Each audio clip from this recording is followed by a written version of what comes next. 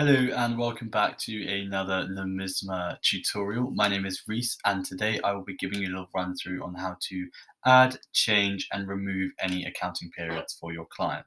So as you can see, you'll probably be pretty familiar with my screen right now. I'm in my agent dashboard. So if I had a client in mind that I needed to change or update any of the financial periods or accounting periods for, what I can do is I can go over to my client list. I can view a list of all of my clients here. If you knew the client you wanted specifically, you can just search their name. This is quite a small data set that I have right here. But for now, I'm going to go into the Quickie Mart. And what this will do is it will bring me through to the dashboard of my business or client dashboard. So once I'm in here, what I can do is I can go to the company settings on the left-hand side. And this will bring me through to the company settings dashboard for my clients. So as you can see, there's a whole array of settings here that you can update and change for your client. But for today, we're going to go into accounting period. And once we've clicked accounting period, you will see a list of all of the accounting periods listed here.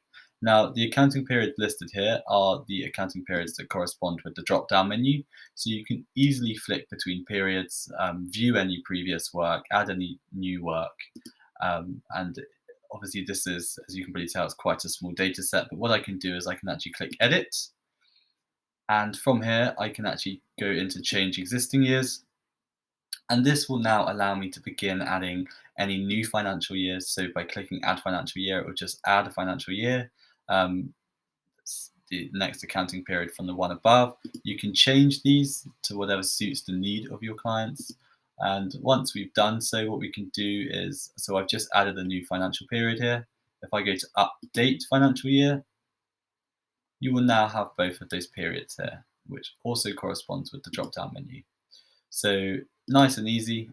Go in, do whatever work for whichever period's necessary, and change any of these dates as well.